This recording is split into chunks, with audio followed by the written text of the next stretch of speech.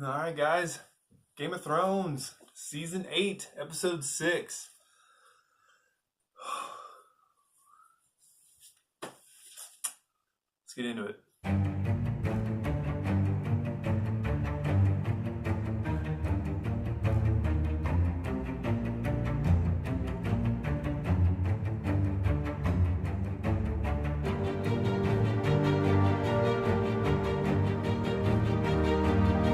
Tyrion goes down and sees his sister and his brother are killed under the bricks or rocks or whatever, and he moves them and he kind of has a breakdown and he just can't handle it after his family's been killed, even though they were villains. The innocents that were killed, he can't take it. And after Jon walks up the steps and you see Dany standing there with the big dragon wings behind her, which was a really cool scene. He walks up behind Dany, and at this point, I thought Tyrion was going to take the hand of the queen deal with, and it's got the little sharp end of it. I thought maybe he might stab her with that because, I mean, at this point, he knows he's probably going to die. He's failed her again, and he's probably going to die. So I thought maybe he would go down trying to kill her, and he doesn't. But I love the fact that she says, "You betrayed me. You freed your brother," and he said, "Yes, I betrayed you. I freed my brother, and you burned the city in innocence." And he grabs it and just throws it down. And then they take him and put him in a cell. But I feel like, I mean, with what happened to Varys when he betrayed her, she basically killed him as soon as possible. So I'm not really sure why she took Tyrion prisoner just to kill him later. So that's strange. I think they just did that so that way, they'd have a reason to keep him alive later. But, man, the dialogue between Tyrion and Jon is good. I feel like Jon probably wouldn't have stood up for stuff like that. I mean, I know he's exhausted. I know he doesn't want to fight anymore. I know he believes in Dany and loves Dany and wants her to be queen. But I just don't think he would have stood for that for a second. He would have seen the innocents killed. I mean, they show him being a lot like his dad, like Ned Stark, Eddard. And Ned would not have stood up for that. I mean, he would have gone full tilt for her. And I mean, he would have died trying to get to her, but yeah, he would have been full tilt right for her. Yeah, it's just strange how this episode moves, because the whole time we're like internally we know that the bomb's about to go off and this is going to be the end and this is going to be the last episode, but they just move at a snail's pace. You see them walking slowly, you see them walking up the steps. It's just like, let's go, let's get to the good stuff. And the dialogue between Jon and Dany is pretty good. I like that he cuts her off in the middle of the story and says, "You burn children and families," and she's just like, "Look, I had to because I had to make a better world and I was done." And he was like, "No, you didn't. You didn't have to. You didn't."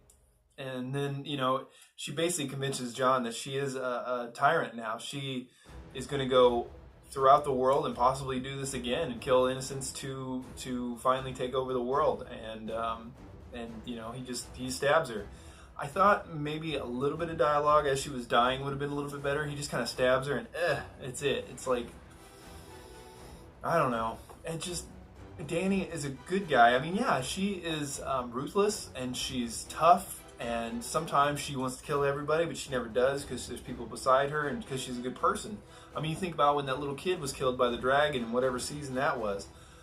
She's devastated and puts the kids, her dragons, in the tombs or whatever those are. So I just don't see this as a character. I mean, I could see her killing everybody in uniform, no question. I could see her snapping and doing that and accidentally killing people on the way there, but not just full on and just killing everybody. So I think that's the problem with this, is that they sped this up. Like I don't have a problem with her becoming the villain, but becoming the villain so quick and then having to die so fast, it's just like, it turns so quickly and you're trying to catch up with it, and by the time you catch up with it, she's dead anyway.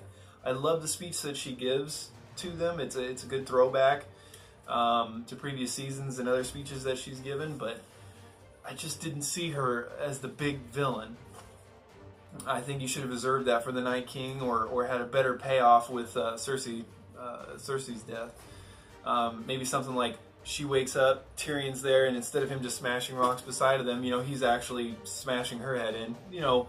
on the one hand he hates her, but on the other hand releasing her from her suffering, maybe something like that, maybe. With the scene with John and Danny with the dragon, when he comes in and sees that that she's dead, and he assumes that John did it, and you think for a second that he's going to try to kill John, but he doesn't. He melts the Iron Throne, and I get what you're trying to do there. It's really on the nose with, you know, the meaning of, you know, the throne killed her, not John, and I get that, but I think you're stretching it just a little bit. I think you're trying to put some symbolism and a nice little bow on it in this situation, and for me, I think he would have either killed John. I think he would have killed John, or he would have bowed down to John or something. I don't think he would have did what he did, but anyway. So then, you know, apparently they take John prisoner because John is there, I guess, and I'm sure he tells the truth that he did it. And so they take him prisoner for some reason, which I think they probably would have just killed him right there on the spot, but I guess they needed him as a bargaining chip for whatever reason, even though they have an army and whatever. Yeah. So then they go to the tents where everybody, the surviving characters and the leaders of Westeros and the whatever are there, and that is nice. I mean, it looks nice. It's good dialogue, but at the same time, it doesn't really play off like you think. I would have never thought Bran would have been king, which is nice because, you know, it's good to catch you off guard because he never wanted it. He's never there. He never did anything. This is a character that you've been building since season 1, like the first couple episodes, and there's hardly any payoff with him whatsoever. I mean, can I get paid millions of dollars to sit in a chair and do this?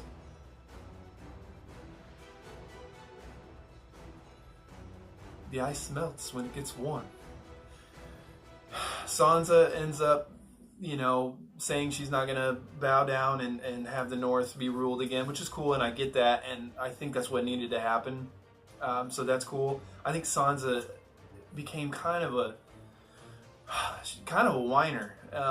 You know, she complained that there wasn't enough food when Jon got the armies for the Battle of Winterfell. She complained that he bent the knee even though they had to, and I understand that she hadn't seen the Army of the Dead and didn't really grasp the gravity of the situation, but she kept complaining about stuff that didn't quite matter because there were bigger things happening, and she just felt like she wasn't getting her time to shine, so she had to complain about something. I mean, she makes a few good battle strategies and whatnot, like when they need time to repair the armies and heal and stuff like that, and Daenerys doesn't. She makes a few good points, and she's still a good character. I just feel like the Cersei comes through a lot on screen, which is good, but it kind of hurts her character as a good person or whatever. I think not that she's great. I'm glad she ended up there. That's good. I just didn't really care for how her character changed. I didn't like, from the part of Battle of the Bastards where she almost got Jon killed because she didn't trust Jon for whatever reason. And, you know, the Knights of the Vale swooped in and saved him last second.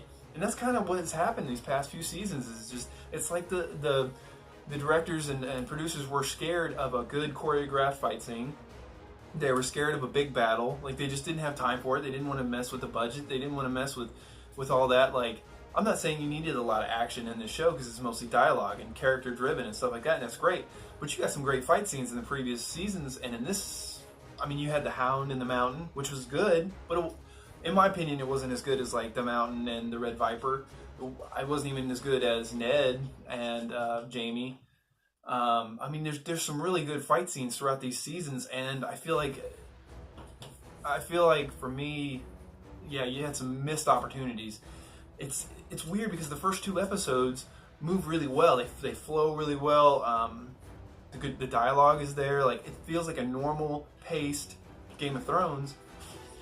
And then all of a sudden you're like, oh, well, I'm sorry, we got 5 minutes left. It's like you had an hour and then you have 5 minutes left for 4 episodes, and you're like, oh, and you just, and conveniences, lazy writing, like in the Battle of Winterfell, like.